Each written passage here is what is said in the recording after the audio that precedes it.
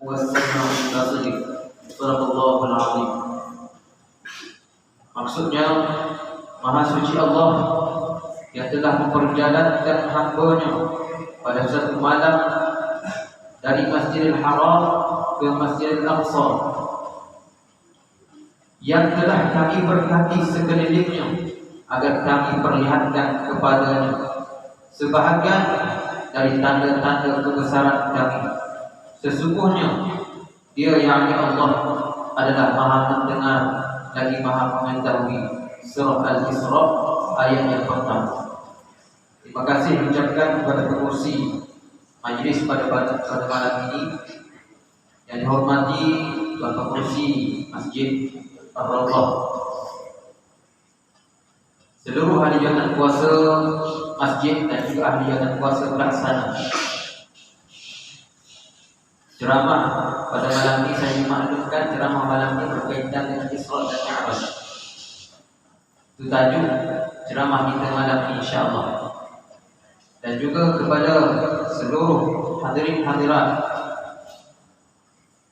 pimpinan-pimpinan dari kampung dan juga muslimin muslimat yang dirahmati Allah Subhanahu wa taala sekalian.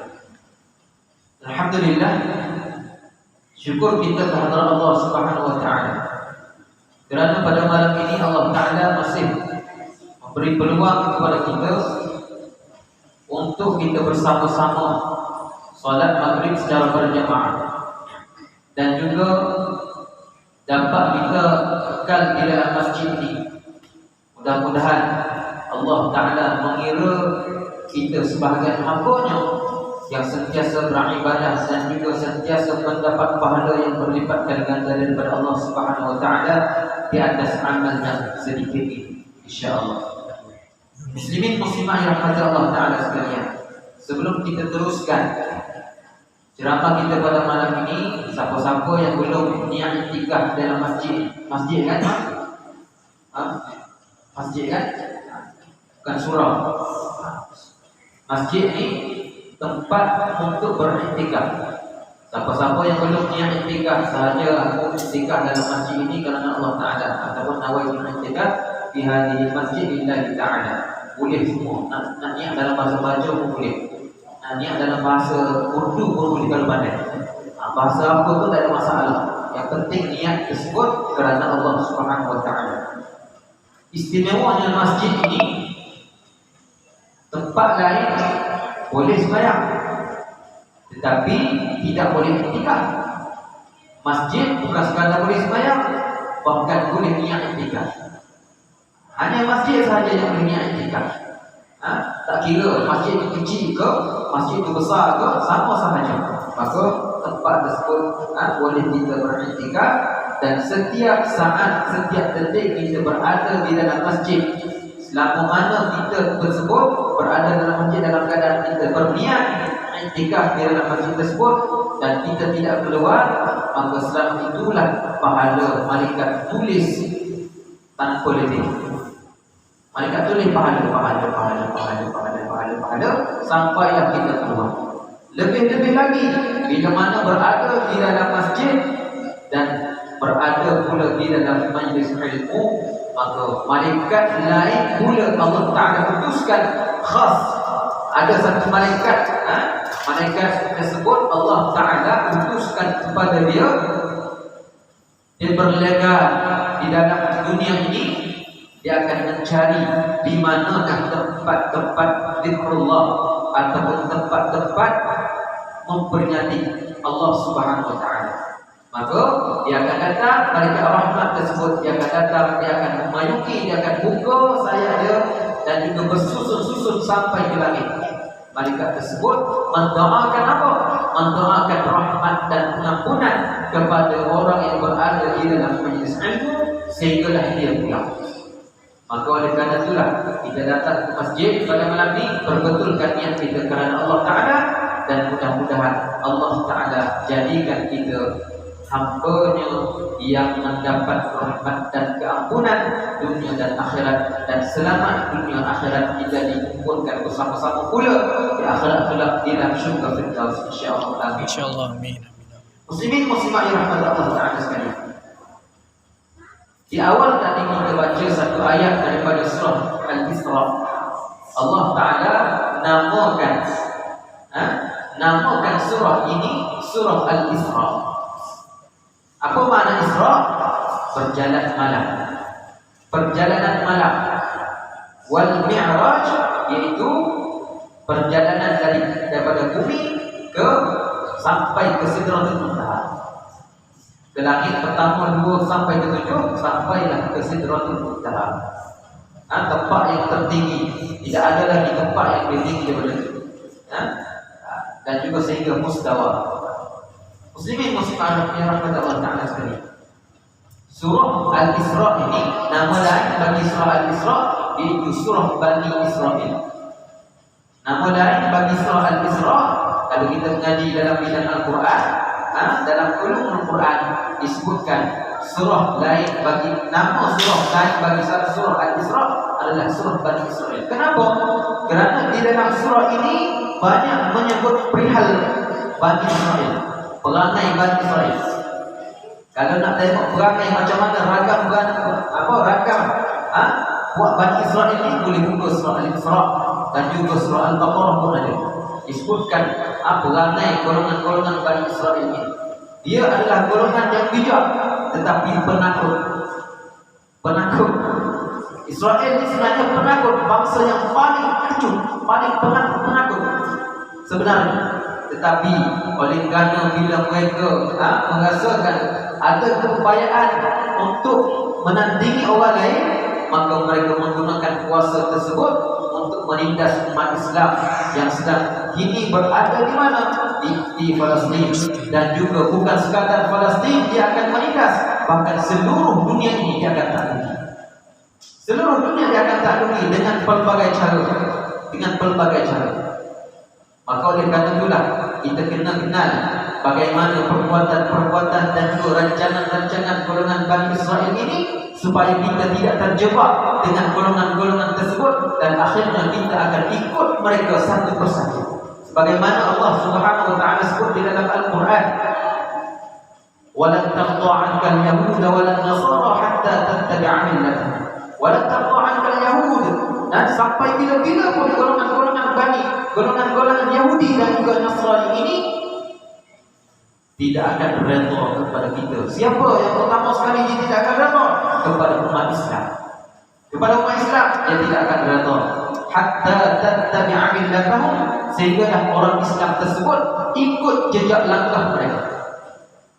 Hari ini ramai umat Islam sebahagiannya ikut jejak langkah mereka dalam kehidupan mereka. Sama ada kehidupan seharian ataupun kehidupan duniawi mereka. Daripada bangun tidur sampailah tidur balik, sebahagian orang Islam ikut cara mereka. Bagaimana? Bangun pagi bukan ingat kepada Allah, tetapi ingat kepada kerja. Bangun pagi ingat kerja, balik kerja ingat nak kerja besok, tak pernah ingat kepada Allah Subhanahu wa taala. Inilah antara benda yang sangat halus dicucuk oleh golongan-golongan tersebut, dan akhir sekali kita ikut satu persatu dalam berpakaian, dalam beribadah, dalam bermuamalah, dalam kehidupan seharian kita. Sebahagian terikut-ikut dengan golongan tersebut. Maka oleh kerana itulah kita kena kenal apakah rancangan mereka dan bagaimana kita nak mengatasi perkara tersebut. Yang paling penting adalah umat Islam mesti mengenal Islam dengan sebetulnya. InsyaAllah dia tidak akan terikut dengan golongan yang lain. Muslimin muslimat dirahmati Allah Ta'ala sekalian. Dalam surah yang kita bacakan tadi, Subhanallah, orang Arab ni bila dia lihat ataupun terdengar sesuatu berita yang mana berita tersebut yang menakjubkan, yang sangat menakjubkan, kalau berita biasa tak ada masalah. Sekadar gitu je. Sekadar gitu je. Tapi bila mana mendengar sesuatu berita yang sangat menakjubkan, bila mana mereka mendengar khabar ataupun melihat di hadapan mata mereka suatu berita yang menakjubkan, maka mereka akan menggunakan satu perkataan kalau kita ni apa? Makoi. Kalau kita ni biasa, kita ni Masya Allah. Sebenarnya Masya Allah ni bukan salah, cuma tak kena tempat. Tak kena tempat. Subhanallah. Subhanallah. Orang Arab ni kalau dia tengok sesuatu benda yang yang mengagumkan, Subhanallah. Kita ni Masya Allah. Kita terbalik kita. Subhanallah. Menunjukkan sesuatu tersebut yang sangat di luar akal, sangat menakjubkan. Maka Allah Ta'ala memulakan surah ini dengan perkataan tersebut dengan menyebut Subhan. Kenapa?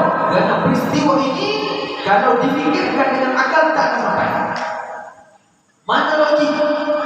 Daripada Mekah ke Masjidil Aqsa di Palestin itu, pada waktu tersebut tak ada kapal terbang, tak ada jet, tak ada helikopter, tak ada kereta. Yang ada apa? Kuda, keldai. Biasa keldai orang tak berjalan jauh. Keldai ni khas untuk angkat barang. Kuda dengan kuda itu paling masyhur untuk perjalanan yang jauh. Waktu tersebut perjalanan daripada Mekah ke Masjidil Aqsa memakan masa, kalaulah perjalanan yang biasa, dengan perjalanan dengan kuda ataupun kuda tersebut memakan masa selama 3 bulan. Tiba-tiba Nabi Muhammad dia mendakwa bahawasanya dia pergi ke Masjidil Aqsa dalam satu malam sahaja. Dalam satu malam. Bahkan bukan sekadar itu, dia mendakwa bahawasanya dia bukan sekadar pergi ke Masjidil Aqsa, bahkan dia mi'raj ke langit pertama, kedua sampai ketujuh, dan pergi satu tempat untuk menerima kefarduan salat. Maka orang kafir musyrik tetap percaya. Kenapa? Kerana tak logik, tak masuk akal. Tak masuk akal. Kalau kita hari ni, kalau kita fikir logik. Kalau fikir logik. Sebab apa? Cuba kita ambil satu ekor semua. Ambil seekor semua. Atau lalang. Lalang ekor. Kita bawa dalam bakul kita. Bawa KKK bagi tengah hari balik. Kalau ikut logik, lalang yang terbang tak logik nak sampai KK satu hari, tak logik. Tapi bila mana dia balik, kita lepas, dia cerita dengan kawan dia, aku pergi KK tadi, tengok bangunan tinggi-tinggi, Kota Maru tak ada. Kota Maru tak ada, bangunan tinggi-tinggi, macam-macam bangunan. Dengan jamnya, tapi jam Kota Maru tak ada. Macam-macam tu, pelabuhan macam-macam. Kita tengok, dahsyat. Banyak pembangunan yang ada di KK tak ada di Kota Maru. Kawan dia kata, pemilik lagu dari mana pula? Kau mimpi dari mana pula ni? Menipu. Confirm menipu. Sebab apa? Sebab kalau kamu terbang, biasa berjalan ni, dia terbang tingkat. Dia terbang tingkat. Tak pernah kita tiap belakang ni, dia terbang daripada jalan raya luar, terbang sampai masjid tadi. Jangan hingga. Itu cara belakang terbang.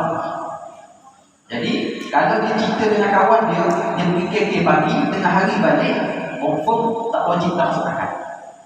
Tapi oleh kerana Allah Ta'ala sebut di dalam ayat ini, alladhi subhanalladhi asra bi'abdihi, Maha suci Allah yang telah memperjalankan hamba dia. Siapa? Nabi Muhammad. Siapa yang memperjalankan? Allah yang memperjalankan. Bukan Nabi jalan sendiri, tetapi Allah yang memperjalankan. Dengan apa? Dengan menggunakan satu ekor buruk. Ini masalah juga di buruk. Orang kita tengok buruk, dia rugi buruk. Dia rugi buruk. Ada sayap warna putih, pada macam perempuan, macam-macam. Orang putih dia gambarkan sampai begitu. Sedangkan buruk tak ada sayap. Buruk tak ada sayap. Kita pernah dengar tak? Dia kata buruk terbang. Pernah tak? Ha? Buruk tak terbang. Buruk melangkah. Buruk melangkah. Bukan terbang. Satu langkahan dia, satu lompatan dia, saya mata memandang. Sekali mata memandang, contoh kita sama. Paling jauh kita tengok mana? Situlah sekali dia langkah. Sejauh itu, katalah 10 km, nampak 10 km, tak nampak lah. Tapi buruk, sekali dia melangkah, saya mata memandang. Sekali, sejauh mata memandang. Sekali melangkah, bukan terbang. Yang terbang itu malaikat, bukannya buruk.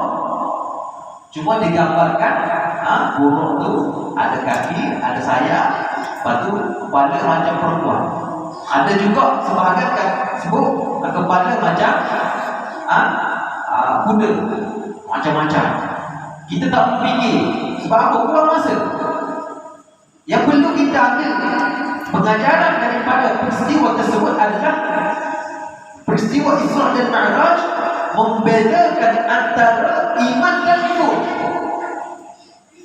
Membedakan antara orang yang beriman dengan orang yang bukan tidak beriman. Waktu Nabi ceritakan peristiwa tersebut, maka ada sebahagian orang Islam yang tidak yakin dengan peristiwa tersebut, lalu dia lari daripada Nabi Muhammad SAW. Dia lari daripada Nabi Muhammad, keluar dari Islam. Apa benda cerita tak logik? Apa benda cerita tak logik? Macam sebahagian manusia ada dulu Asra Jabal. Kalau orang dulu dia kenal Asra Jabal ni, dia kata dalam kubur ni tak ada sisa kubur sebenarnya. So tipu itu. Hakikatnya ada sisa kubur, ada nikmat kubur, ada sisa kubur. Cuma oleh kerana kita ni di alam dunia, mati alam sebahagian akhirat, maka tak nampak kita dengan jin. Jin ada ke tidak? Ada. Nampak ke tidak? Tak nampak. Yang kita nampak tu bayang-bayang aja. Bayang-bayang ataupun yang kita nampak tersebut itu sebahagian sahaja. Ada sebahagian Allah Ta'ala bagi kepada dia. Bukan satu kelebihan. Orang yang nampak jin itu bukan satu kelebihan. Ingat, ada sebahagian orang yang dibangun orang itu boleh nampak jin. Sebenarnya itu bukan satu kelebihan. Itu ujian daripada Allah. Itu ujian daripada Allah. Tak payahlah kita namun, ya Allah, bagilah aku nampak jin. Buat apa? Buat semua air. Sebab apa? Dia lebih ramai daripada kita. Kalau kita nampak dia, tak boleh nak jalan. Tak boleh nak jalan. Jalan sini tak pinjak, jalan sini tak pinjak, anak dia tak. Macam-macam. Tak boleh nak jalan. Sebab apa? Sebab dia lebih ramai daripada kita. Maka oleh kerana itulah kita minta dengan Allah Ta'ala supaya Allah Ta'ala bagi kepada kita ni taufik hidayah dan jalan yang betul dalam kehidupan muslimin muslimat yang rahmat Allah Ta'ala sekalian.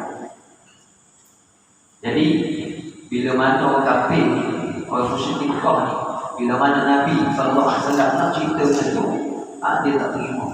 Kenapa? Kerana dia fikir dengan logik akal. Sedangkan Allah Subhanahu Wa Taala menggambarkan di sini bukan Nabi berjalan sendiri, bahkan Nabi diperjalankan oleh Allah. Menaiki apa? Menaiki buruk.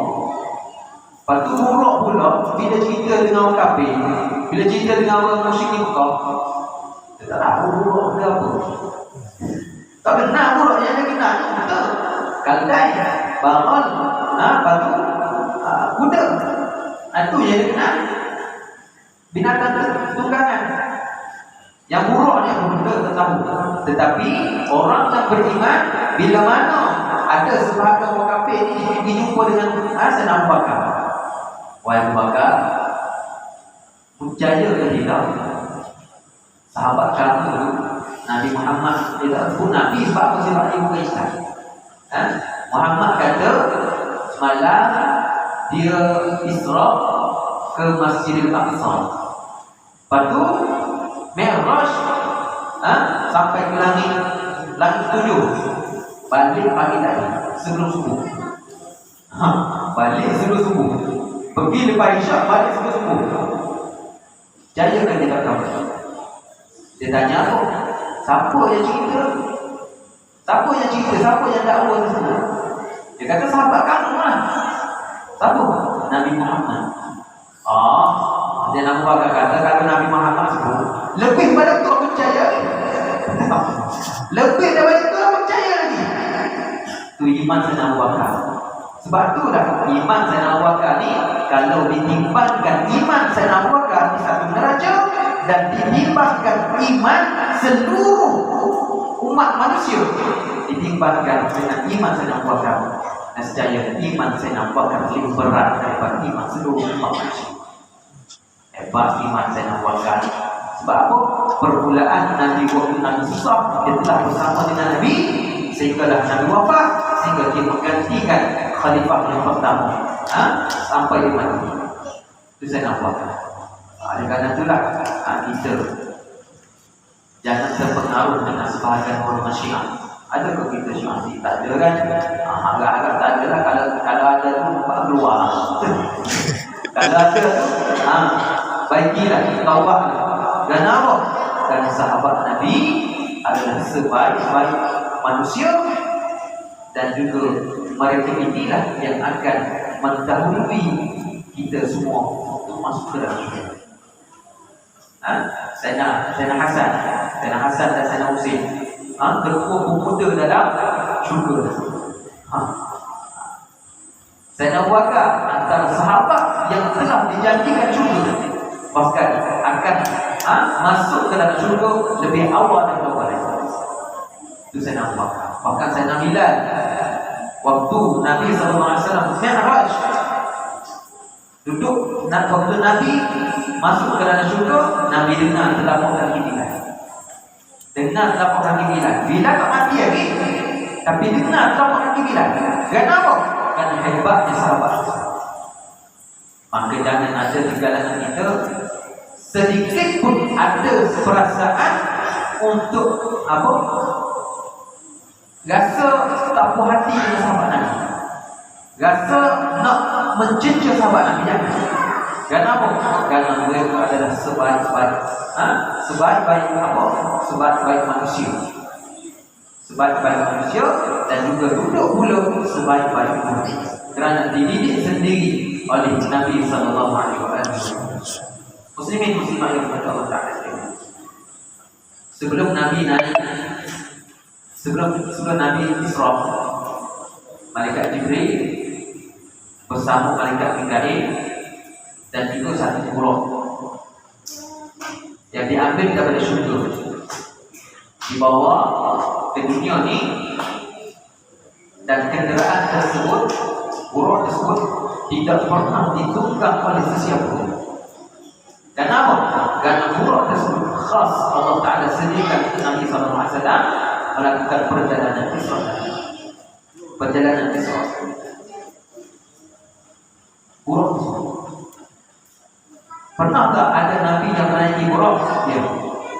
Siapa? Nabi Ibrahim AS. Atuk Nabi. Nabi Ibrahim ni datuk Nabi. Moyang Nabi. Moyang Nabi Muhammad SAW. Lepas tu keturunan Nabi Muhammad ni apabila silsilakan dia sampai kepada Nabi Ibrahim AS. Okay. Jadi sebelum Nabi SAW melakukan perjalanan Isra, Nabi SAW direbahkan oleh malaikat Jibril di hadapan Kaabah dan dibelahkan dada Nabi SAW.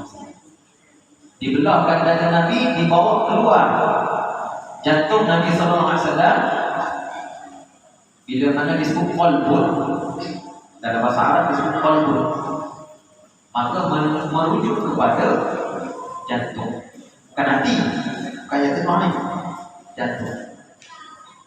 Sebab itu tempat, kalau dalam badan kita ni, situlah tempat kalau hidupnya tu hidup ini. Kalau mati yang tu berhenti sekejap. Yang tu, situ tempat ni. Ya. Jadi dibelahkan dada tersebut, diambil jantung tersebut, dibelahkan jantung tersebut, dibuang apa dia satu tempat, dan suatu tempat yang menjadi istana kepada syaitan, menjadi istana iblis. Satu tempat dalam hitam, dalam hitam yang tu hanya Nabi SAW saja yang dibuat pada tempat. Kita ni semua ada. Tapi kalau nak di operate di hospital tak boleh. Sebab apa? Sebab itu bersifat rohani. Tempat tersebut bersifat rohani, bukan fizikal. Bukan fizikal, tetapi bersifat rohani. Maka kalau di hospital pun nak scan tak jumpa, takkan jumpa tempat tersebut. Jadi Allah Ta'ala mengisyaratkan kepada kita bahawasanya sebelum diangkat bertemu dengan Allah Ta'ala, mestilah bersihkan jiwa terlebih. Bersihkan hati terlebih dahulu. Kita bagi hati dah senang. Tetapi kalau kita buka dalam kitab nama bagi hati disebut qalbun rohani, iaitu jantung. Ini bukan jantung. Okey. Jadi bila kita nak bertemu dengan Allah Ta'ala, yang paling penting adalah bersihkan rohani terlebih dahulu. Sebab tu ulama tasawuf disebut yaitu tahalli, tajalli. 3 peringkat. Tahalli apa benda? Iaitu membersihkan sifat-sifat kita ni, jiwa kita ni daripada segala keburukan. Asap dengki, riak, takabur, macam-macam sifat-sifat tersebut buang. Sifat-sifat yang buruk tersebut buang.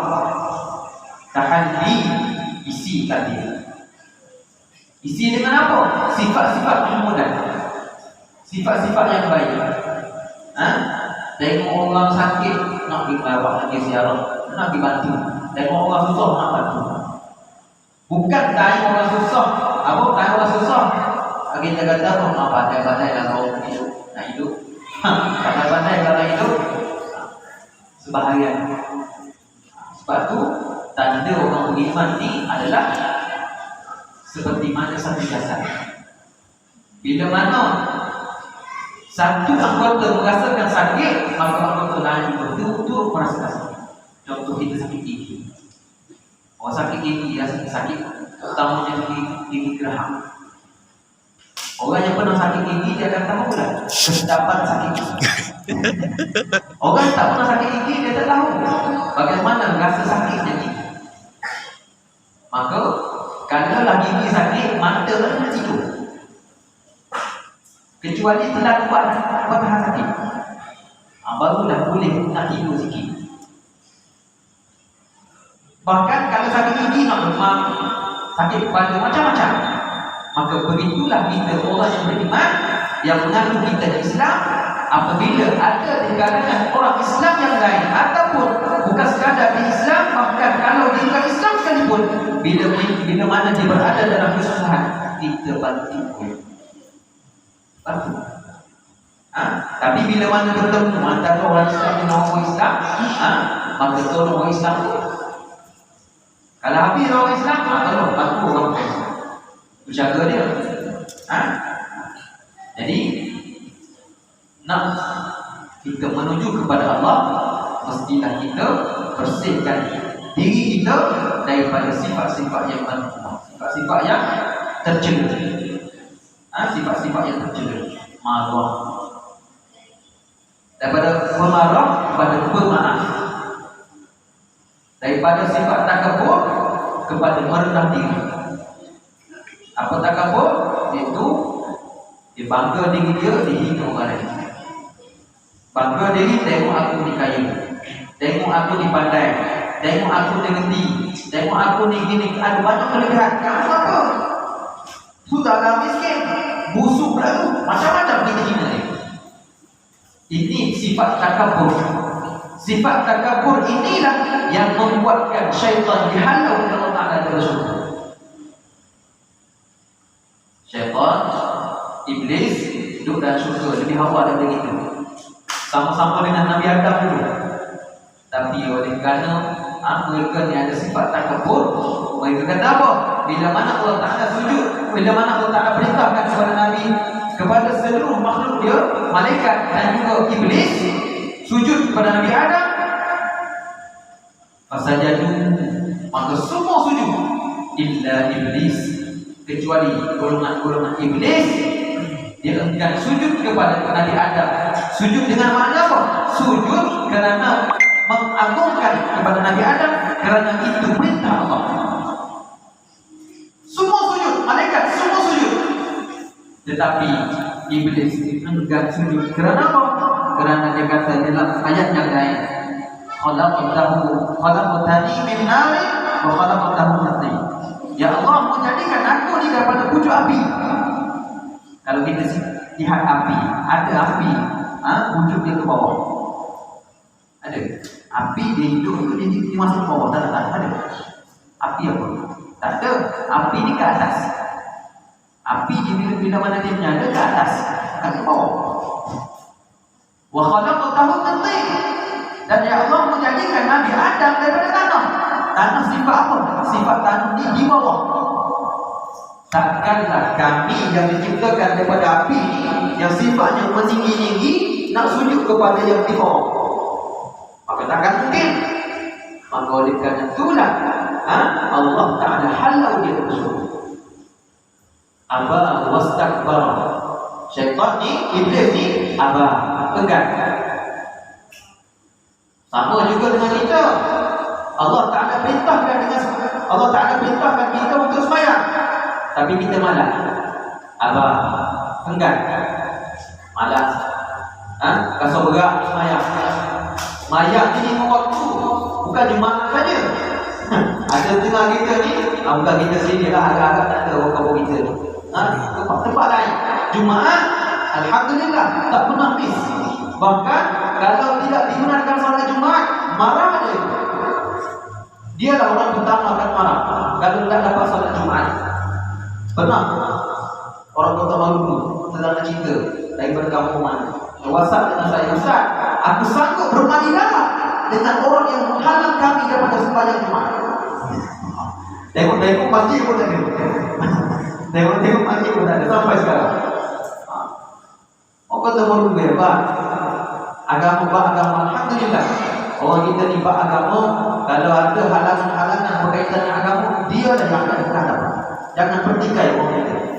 Tetapi yang jadi masalah bila mana amal yang sendiri ni apa dia? Solat 5 waktu. Itu dia jadi masalah. Kenapa tak solat 5 waktu? Kalau Ustaz sibuk sekarang ni.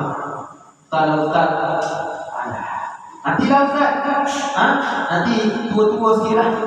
Nanti tua-tua. Esok kamu yakin ke kamu hidup? Kamu boleh bagi jaminan tak esok kamu hidup? Ada tak orang kita ni, sama ada di sini ataupun di mana-mana tempat, boleh bagi ucap Ustaz confirm apa itu esok? Tidak akan ada manusia yang boleh bagi jaminan tersebut. Maka oleh kerana itulah, bila mana kita tidak ada jaminan untuk kita hidup besok, kerana kita dihidupkan oleh Allah dan dimatikan oleh Allah, dan Allah sendiri pun merahsiakan kematian tersebut, maka kita tidak akan tahu bila kita akan mati. Cuma Allah bagi tanda. Allah Maha Pemurah, Maha Kasih Sayang dia kepada kita, sama ada di Islam atau bukan Islam, dia akan bagi tanda. Tanda kematian. Apa dia? Apabila besok kita masih hidup, itu tanda kematian. Kita akan mati dekat. Kita hidup hari ini, kematian di hadapan, kehidupan di belakang. Kehidupan kita di belakang, kematian kita di hadapan. Yang kita nak mengejar kehidupan, sedangkan kehidupan kita telah ditinggalkan di belakang. Yang kita kejar sekarang adalah kematian. Kenapa? Yang boleh kita bagi jaminan kita hidup adalah yang selepas. Yang sebelum kita tidak boleh bagi jaminan hidup. Kerana apa? Yang dijaminnya adalah kematian. Confirm kita akan mati. Idza jaa ajaluhum la yastakhiruna sa'atan wa la yastaqdimun. Tidak akan idza jaa ajaluhum, bila mana datangnya ajal, la yastakhiruna sa'atan, tidak akan dilambatkan walaupun sedikit, walaupun sesaat. Wala la yasta'khiruna sa'atan wala yastaqdim, dan tidak akan diawal walaupun sesaat. Yang kita sedang kejar sekarang adalah apa dia? Walaupun kita kata aku bekerja untuk hidup, ya betul. Hakikatnya kita bekerja untuk menuju kematian. Bukan kita menuju ke arah kehidupan, tetapi kita makin dekat dengan kematian. Muslimin muslimat yang dirahmati Allah Taala sekalian. Karena itulah dalam peristiwa Isra dan Mi'raj Allah Taala nak ajar kepada kita. Sebelum kita bertemu dengan Allah, pastikan rohani jasmani kita bersih. Jasmani kita, badan kita bersih. Yang itu kena ngaji dapat. Bagaimana berkaitan dengan bab taharah, bab bersuci. Bila kita kencing, bila kita berak, macam mana nak basuh. Islam ajar. Islam ajar. Dalam agama lain tidak ada diajar. Islam sebenarnya mengajar bagaimana nak basuh kencing berak. Dan perbezaan najis-najis tersebut. Ada najis muwallalah, ada najis khaffafah, ada najis tawassithah. Maka Islam sahaja yang mengajar. Kalau umat Islam ikut Islam dengan sebetulnya, maka Islamlah orang yang paling bersih di atas bumi. Tetapi malangnya sebahagian orang Islam tidak mengambil intah perkara tersebut. Jadi tidak tinggalkan sebahagian. Mudah-mudahan kita sini kita mengambil perhatian dan juga rohani kita mesti bersihkan jiwa kita daripada sifat marah tadi kepada sabar, daripada sabar kepada redha, daripada redha satu tingkat lagi iaitu mukhlisin, iaitu orang yang ikhlas. Nak sabar kena buat latihan. Dan Islam ajar bagaimana kita nak menjadi orang yang sabar. Islam ni bukan dia bagi tahu kita kena sabar. Jadi macam mana penyelesaian sabar? Nak sabar. Islam bagi penyelesaian. Andai kata kita marah dalam keadaan kita berdiri, kita duduk. Andai kata kita duduk dalam keadaan kita marah, dalam keadaan kita duduk, boleh baik. Andai kata marah lagi, ambil wudu. Andai kata marah lagi, solat 2 rakaat. Itu Islam ajar sampai ke situ. Ada lagi tak lepas sembahyang Allah Allah. Lepas sembahyang apa? Tak ada. Lepas berwudu tak ada Allah Allah. Maka Islam ajar untuk sayang. Sebab itulah Islam disebut Islam is the way of life. Islam adalah satu cara hidup yang paling sempurna. Kenapa? Kerana diiktiraf oleh Allah Subhanahu Wa Taala. Inna dina 'inda Allahi Islam. Satu perkara, sesungguhnya agama ini di sisi Allah. Inna dina 'inda Allahi Islam. Sesungguhnya agama di sisi Allah adalah Islam. Dan satu perkara lagi Allah Taala sebut, wa raditu lakumul Islam madinah. Dan Allah Taala telah redha Islam sebagai anutan dan juga kehidupan kamu. Ad-din iaitu cara hidup. Ad-din bukan religion.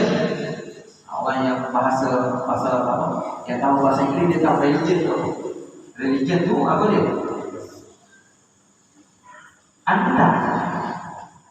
Anutan.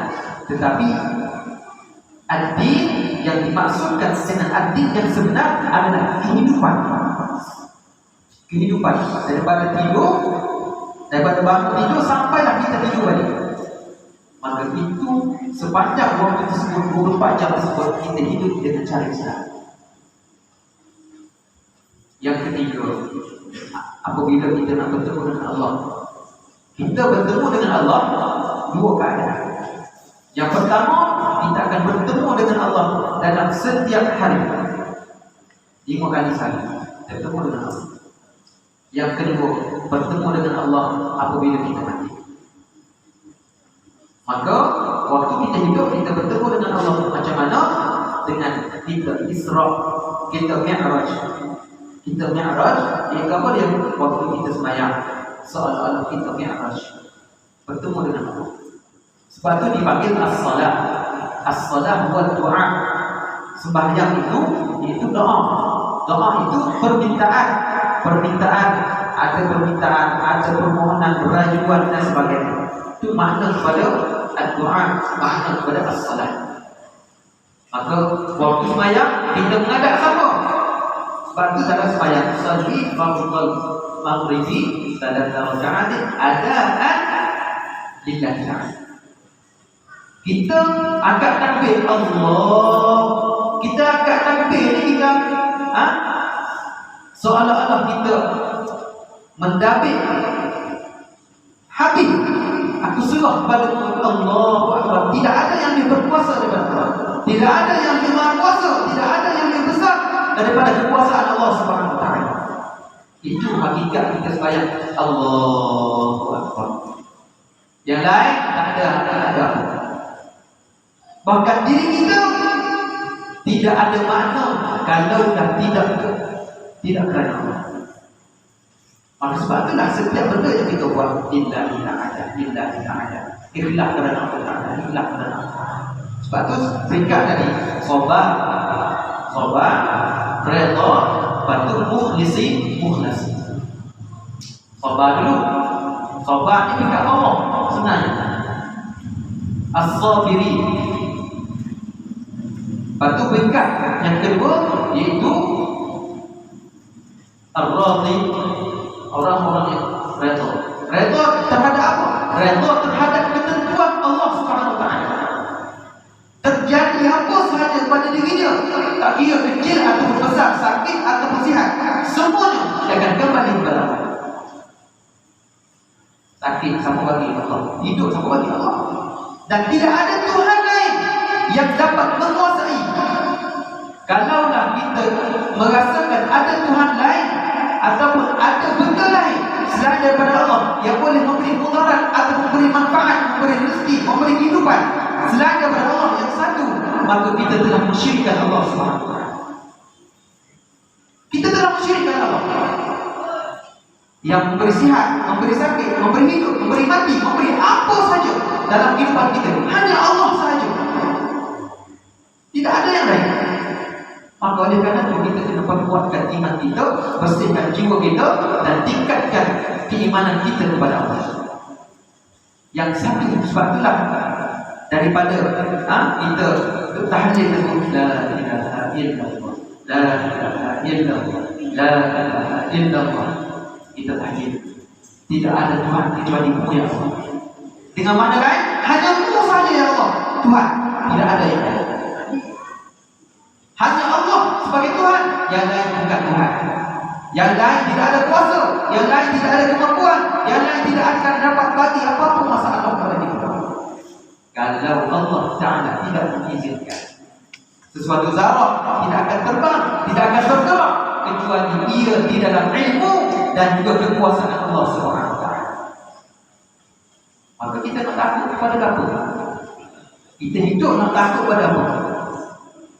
Yang paling kita takut itu kepada Allah. Sebab itu dalam Jumaat, setiap hari Jumaat disebut ittaqullah haitsuma kuntum. Ittaqullah usikum wa iyyakum bittaqullah. Macam-macam imam apa khatib baca ittaqullah. Apa makna ittaqullah? Seolah-olah kita hidup ni dengan makna lain takwa ni iaitu kita hidup dalam keadaan sentiasanya merasakan Allah Subhanahu Wa Taala. Dengan makna lain, makna Allah. Muslimin muslimat yang Allah Taala sekalian. Tingkat keempat, tingkat ketiga iaitu ikhlas. Kita ikhlas kepada Allah Taala. Dan yang paling tinggi adalah asy-syakirin. Orang yang bersyukur. Dapat nikmat dia bersyukur, dapat bala ataupun dapat ujian dia bersyukur. Peringkat ni peringkat yang tertinggi sekali. Para Nabi Muhammad dia solat bukan semata-mata untuk ibadah. Memang solat itu ibadah, tapi bukan sekadar itu. Sayyidah Sayyidatina Aisyah radhiyallahu anha ummul mukminin disebut apa? Disebut kepada Sayyidah Aisyah, afala akuna 'abdan syakura. Tidakkah boleh aku menjadi hamba Allah Ta'ala yang bersyukur? Sebab apa? Sebab Sayyidatina Aisyah ditanya Rasulullah, ya Rasulullah, kamu ni Nabi, kamu ni Rasul, kamu dijanjikan syurga, kamu dijanjikan diampunkan dosa yang telah lalu dan akan datang. Kenapa kamu beria-ria lagi, bangun tengah malam sembahyang sampai 4 kali lagi? Kenapa? Lalu Nabi sebut, apabila aku nak bersyukur. Tak boleh kamu menjadi hamba Allah Ta'ala bersyukur. Aku buat semua ni tanda aku bersyukur kepada Allah Ta'ala, kerana Allah Ta'ala bagi nikmat yang sangat besar pada kita. Jadi Rasul, jadi Nabi, jadi Rasul, diampunkan dosa yang akan datang dan sebelum, dan diangkatkan dan dibangkitkan seluruh umat manusia dan juga di alam ini kerana diriku. Tidakkah boleh aku jadi hamba yang bersyukur? Maka kalau dipikir syukur ini kita mampu duduk di situ, kita dapat nikmat, kita bersyukur, kita dapat nikmat ataupun kita dapat pujian daripada Allah SWT, kita bersyukur. Sakit, alhamdulillah. Tak ada orang kita ni jatuh batu, aduh dulu. Tak ada, alhamdulillah. Tak ada. Sebab apa? Memang kata kita gitulah, pesen kita gitulah. Jatuh motor, alhamdulillah. Hai, kata kita dia ni, weh, kau jatuh motor ni? Iya. Alhamdulillah. Tak ada orang. Sebab apa? Sebab itulah dalam Al-Quran Allah Ta'ala sebut, qalilan ma tashkurun. Dalam surah Sajdah ada, dalam surah Al-Mulk ada disebutkan qalilan ma tashkurun. Sangat teramat sedikit orang yang bersyukur kepada Allah.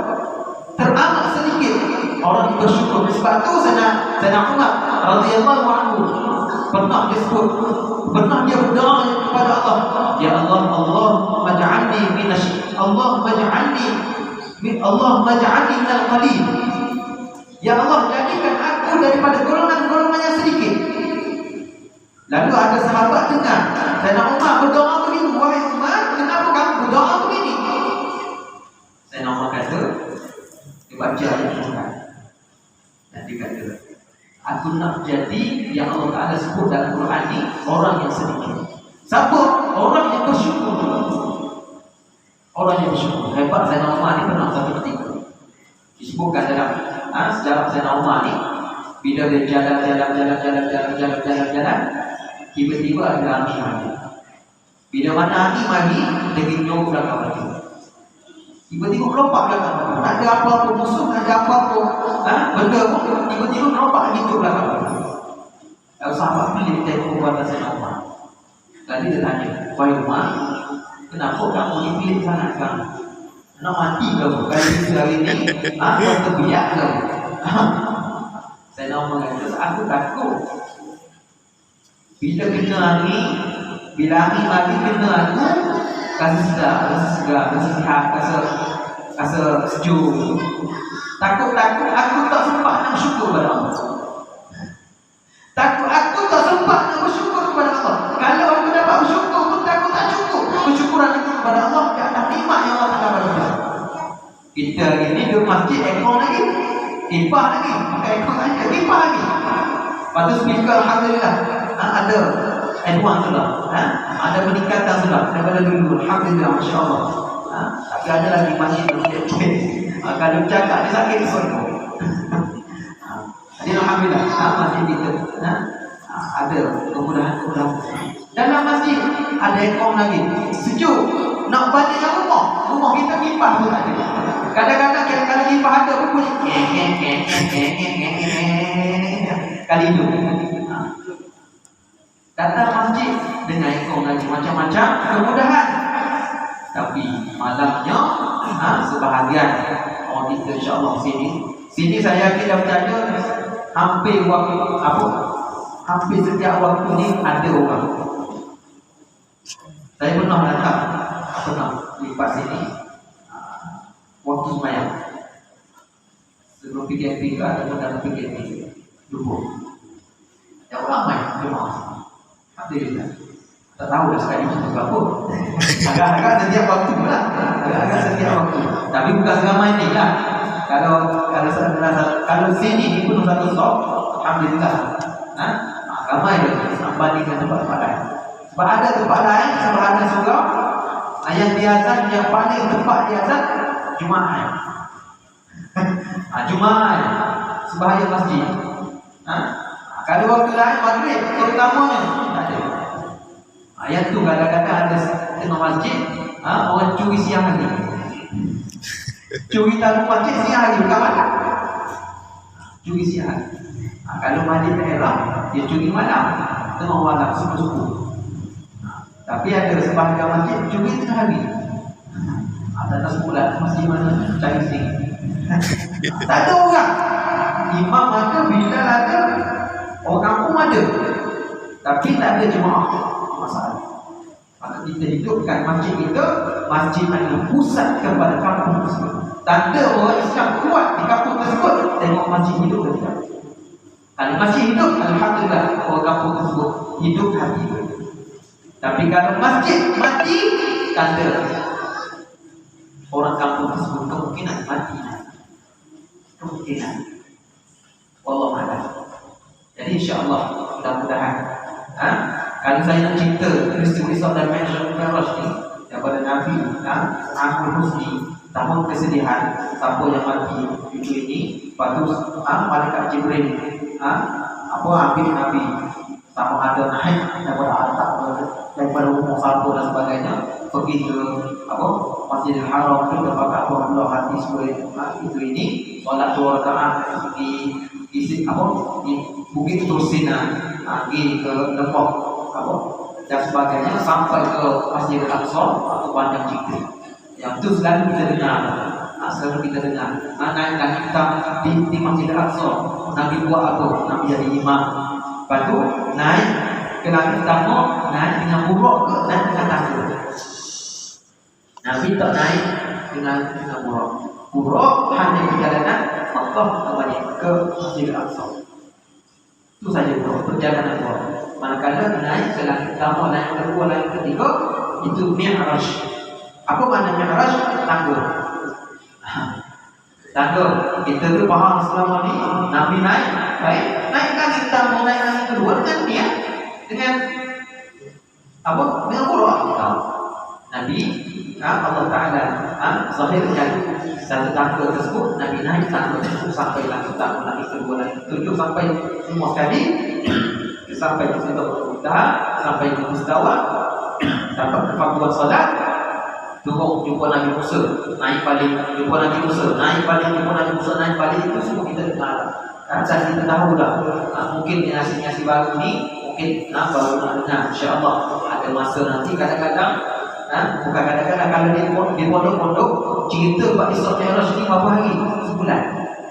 Baru habis cerita ni. Baru habis cerita.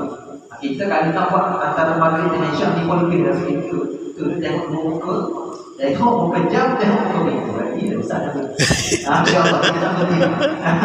InsyaAllah kita tak berhenti. Jadi insyaAllah yang paling penting sekali, itu yang pertama, bila kita tu dalam agama, kita nak mati ni, tadi kita tahu dah, tempat kita mati, belakang kita di depan. Yang confirm kita boleh bagi kehidupan kita yang telah lepas. Berapa umur kamu? 30. Berapa umur kamu? 40. Berapa umur kamu? 70. Sebab apa dia boleh bagi tahu? Sebab dah lalui. Boleh tak dia bagi tahu sekarang ni umur dia 30, umur aku 70. Boleh tak dia bagi tahu? Tak boleh. Sebab apa? Belum. Macam orang makan. Sebelum dia makan, dia takkan rasa kenyang. Lepas dia makan, tu bertambah dulu kau kenyang. Begitu juga dengan kehidupan. Kita takkan boleh bagi jawapan aku boleh hidup lagi ke tidak selepas ini. Yang kita boleh bagi jawapan yang telah lepas. Aku dah hidup 35 tahun. Aku dah hidup 70 tahun. Itu sahaja kita boleh bagi tahu. Berapa tahun lagi? Kita tak dengan Allah. Sebab apa? Itu lipat. Begitu juga dengan makan tadi, aku dah kenyang. Bila kamu makan? Belum, sekejap lagi kamu makan. Itu orang gila. Itu orang gila. Aku dah hilang dahaga. Bila kamu minum?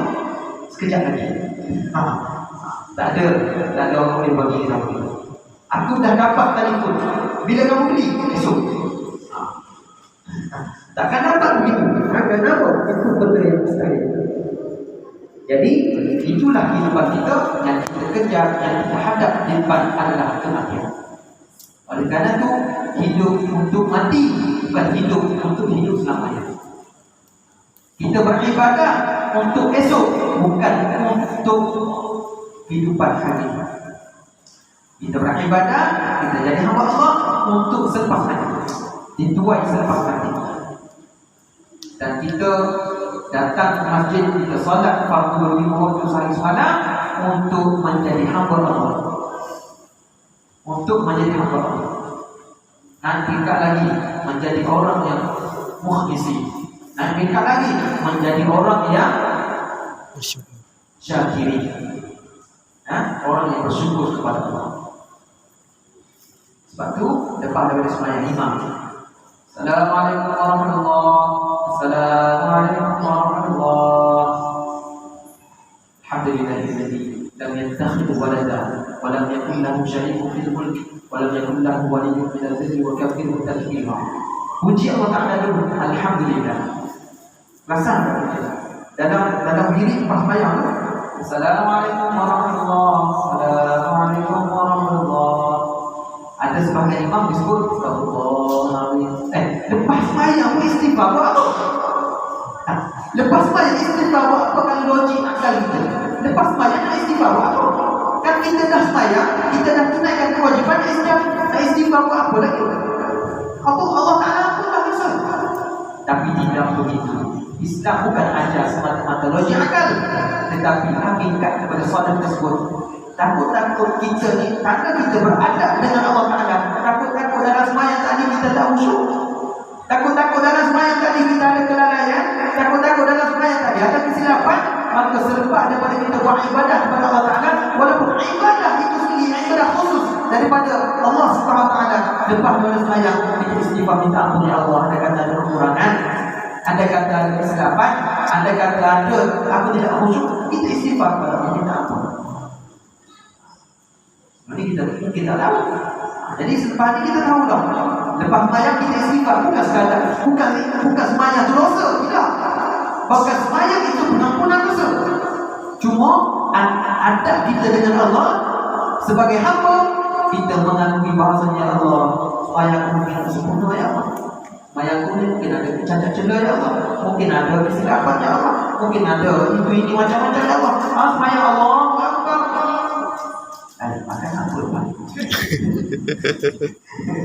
Kalau ada cumuan, makan apa lepas? Allahu Akbar. Kunci kita tak Allahu Akbar. Allah. Itu pagar rumah tak tentu. Macam-macam kita bikin. Ada lagi satu geng, dia hilang barang. Cari habis satu rumah tak jumpa. Masa waktu zuhur sembahyang, Allahu Akbar. Oh, barang tak dia tinggal kedai. Ingat tu. Ingat tu sembahyang, berkat sembahyang. Bukan dia sembahyang Allahu Akbar, khusyuk tidak. Tapi sekurang-kurangnya kita sembahyang walaupun jangan tipulah kita sembahyang. Ada juga kita ingat diri. Kan orang kita boleh bagi Ustaz, aku tak confirm kalau aku sembahyang langsung aku lupa. Sampai rakaat pun lupa. Itu panggil bukan khusyuk, itu penipu. Sampai orang khusyuk ni bukan rakaat dia lupa, bahkan semua diingat kepada Allah. Rakaat dia tidak akan lupa. Orang yang betul-betul khusyuk, dia tidak akan lupa rakaat. Dia tidak akan lupa rakaat. Itu orang khusyuk. Kalau lupa rakaat, confirm buhaga pikiran. Confirm buhaga pikiran. duit susah nak cari kerja, susah nak cari kenapa kerja macam-macam. Itu dalam pikiran kalau banyak. Alfa banyak tak cari kerja juga. Kalau semuanya kerja, lepas banyak tak cari kerja. Itu sebabkan adalah insya-Allah. Itu yang pertama tadi, kita mesti jaga. Yang kedua, anak-anak yang 10 tahun ke atas, 7 tahun hingga 10 tahun, ajar mereka. Bawa pergi masjid, bawa pergi surah, ajar semayang. Ajar semayang. Ajar semayang, ajar ngaji. Ajar semayang, ajar ngaji. 2 kali. Orang dulu hebat, orang dulu dia tak tinggalkan lagi. Dia suruh semayang, dia ajar ngaji. InsyaAllah budak ni cerdik dan budak ni pergi mana pun dia tidak akan lupa agama dan mak ayah. Dia tidak akan lupa agama dan mak ayah. Dia pergi ke planet Marif ke mana pun dia tak akan lupa. Tapi kalau kita anak dah umur 7 tahun dan ke atas, kita tak didik dengan perkara tersebut, kemungkinan bila mana dia besar, dia dapat kerja, dia akan lupa lagi. Dia akan lupa. Kadang-kadang lebih daripada itu derhaka berubah. Dia tidak akan doakan kita. Bila mana berlaku kematian, dia panggil orang. Dia panggil ustaz, panggil imam. Lepas mayang, dia waktu mayang imam, sila. Dia silakan orang ya. Dia seorang orang. Nampak betul imam ni. Kenapa ya? Biasa sejak imam. Dia tu bawa tak mayang. Ayah dia yang uruskan jenazah ayah dia siapa? Kata imam. Sepatutnya anak lelaki dia yang uruskan jenazah ayah dia. Tak orang. Ini kita oleh kerana dah jadi kebiasaan. Kalau tak ada imam tak sah urusan jenazah. Tapi ada imam juga. Jadi sebab itulah apa yang buat khusus urusan jenazah tersebut adalah untuk pastikan kita ni boleh menguruskan jenazah. Sekurang-kurangnya mak ayah kita. Ustaz boleh tak urus jenazah mak kita kan? Kenapa boleh tak boleh? Kenapa boleh tak boleh? Tetapi yang paling afdal adalah anak perempuan untuk uruskan ibu. Tapi kalau adik-adik kita semua lelaki, maka buat tak ada masalah. Tidak menjadi larangan. Tidak menjadi larangan. Jaga 2 perkara. Anak bila umur 7 tahun, masuk dia umur 7 tahun atau sebelum daripada itu lagi, ajar 2 perkara. Jangan. InsyaAllah anak menjadi manusia yang sebenar. Jadi orang Islam yang sebenar. Dan yang ketiga, sebelum kita mandi, kita buat persiapan sebarang. Buat persiapan. Jangan kita buat persiapan nak makan esok saja, bahkan kita buat persiapan untuk mati esok. Sebab tu dalam Islam Nabi ajar kan ulama sebut andai kata buat ibadah seolah-olah kamu mati esok. Seolah-olah kamu mati esok. Maka buat ibadah sungguh-sungguh buat ibadah. Tapi bila kamu kerjalah sungguh-sungguh. Seolah-olah kamu nak hidup sehingga kamu. Islam buat motivasi ini. Kenapa? Karena kalau kita buat ibadah, kalau yakin mati esok, kita buat ibadah. Bayang mengumpulkan sungguh-sungguh. Tapi kerana model ini, pada hari ini, Allah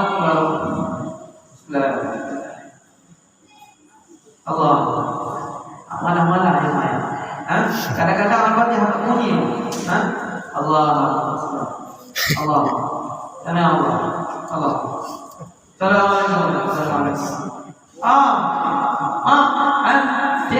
macam-macam dia panggil bini dia.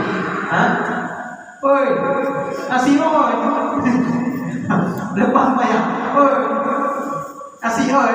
Aku lapar ni. Macam-macam. Jadi insya-Allah jaga 3 perkara, jaga hati kita, jaga perbuatan kita sebagai hamba Allah Taala, agar sedar kita hamba Allah. Yang kedua, jaga tauhid kita kepada Allah. Hanya Allah yang memberi segala-galanya. Sama ada yang baik ataupun buruk, Allah saja yang mensabirkan.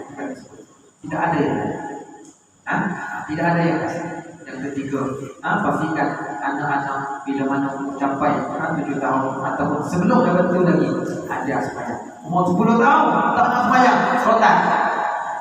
Tapi jangan rotan sampai mencederakan. Rotan dalam Islam adalah rotan untuk mendidik, bukan rotan yang mencederakan. Sebab tu kita belajar juga kalau cari rotan. Jangan itu panggil nafsu. Itu panggil nafsu. Nak didik anak supaya sembahyang. Sembahyang itu suruhan Allah. Tiba-tiba kita buat dengan nafsu. Tak jadi. Tak jadi. Maka kena didik dengan kita rotan anak kerana orang Islam aja. Nabi suruh rotan. Tapi jangan pilih dengan apa-apa masuk jauh. Sebab orang report, itu orang report, anak sih di report, mak dia di report macam-macam. Kadang-kadang mak pun ada agak mana juga. Kadang-kadang bapa pun ada agak mana juga. Sebahagian lah. Tapi kita juga orang ini kita saling percaya.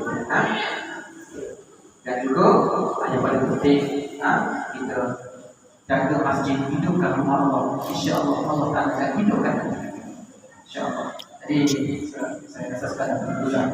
Maaf, saya silap menjaga. Panjang kita berjumpa pada malam ini.